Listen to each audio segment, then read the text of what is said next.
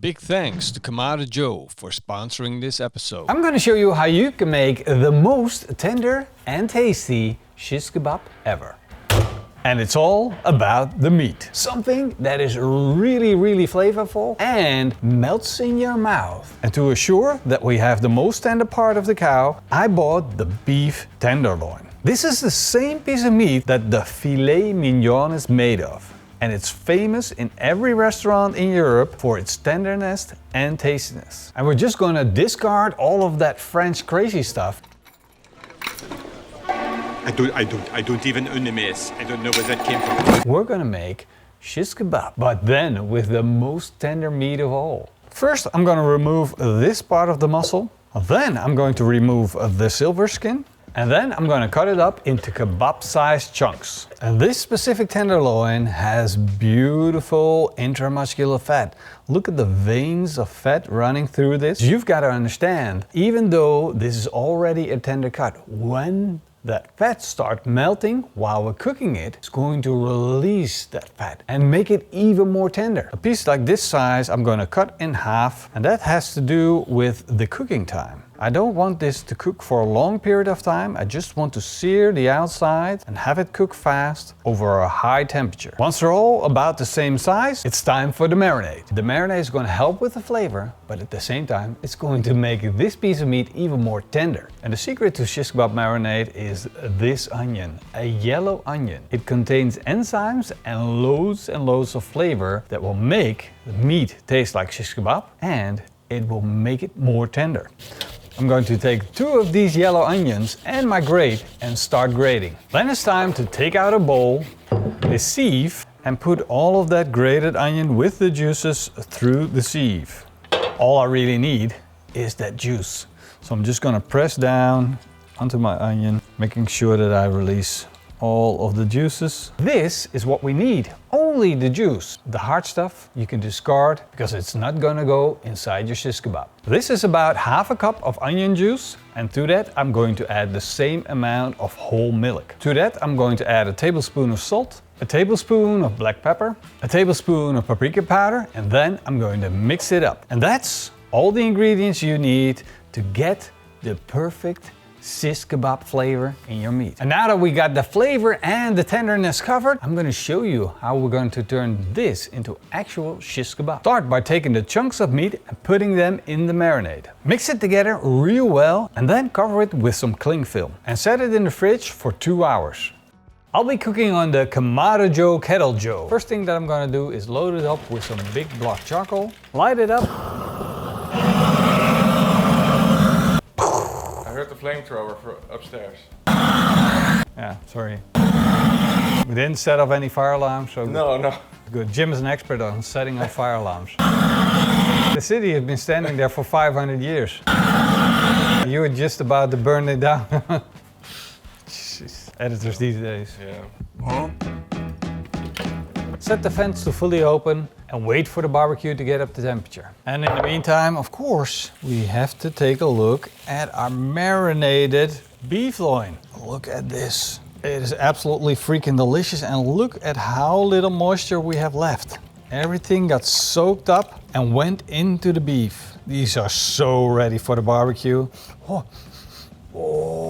if you could smell the insanity of how powerful that marinade is, it's crazy. And to show you how tender they are, you can just shred them up by hand, no problem. That's a waste. It's for demonstration purpose. Let's get these on a skewer. Any skewer will do, because with shish kebab, you don't have to grind your meat up. You can have big chunks ready to go on the grill. The only thing that I recommend when you put these on the grill is to have a little bit at the end and a little bit of the beginning of the skewer left, so you can handle them easily.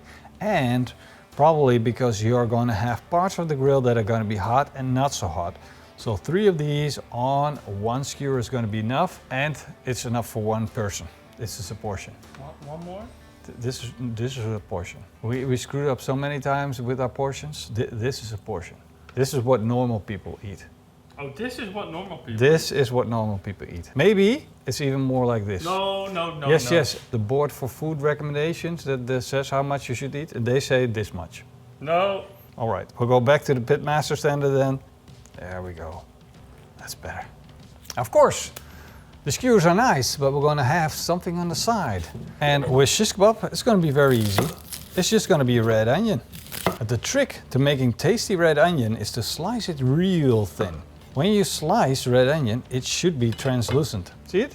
You see through it, right? Just bruise it up a little bit. And now you can see, because I bruised it, it's basically breaking form and it's getting volume. But what did we really slice up? Only a quarter red onion. I'm also gonna add a little bit more flavor, which is sumac. And if you've never had sumac before, then you really need to try sumac. Sumac is one of the last spices I really got to know, and it's insane. Now, of course, we got onion, we got sumac, and I want some salt to go with it to boost the flavors. So I'm gonna bruise all that up. Get it in there. The salt will draw out the moisture of the onion, blend it together with the sumac, and this is now ready to be the topping for today. Everything's prepped up, the barbecue is ready to go. Got it nice and hot, but not extremely hot. So I can hold my hand here for about 5 seconds. Then I know I'm gonna get a good sear on the outside, while at the same time the meat's gonna slowly roast and get warm. I want the inside to be like a steak, and the outside to have a nice crust. Kebabs go on, and now you can see what I mean by having a little bit of space on both edges. Here's the charcoal, but there's the end of the charcoal, and then we have this space where there's no charcoal underneath the meat. Now I have the option to move it around if we don't have enough heat to get a good sear on the meat. To make sure that I get a beautiful crust on the outside of the skewers, I'm gonna brush on a little bit of olive oil, because this meat itself doesn't have that much fat in it. A little bit of help of a little bit of olive oil will do this meat a lot of good. And basically what's going to happen is we got the oil sitting on the outside of the meat. That's going to be the frying agent. It's going to become hot, it's going to bubble, and it's going to fry the outside of the meat. I got beautiful color on the outside of my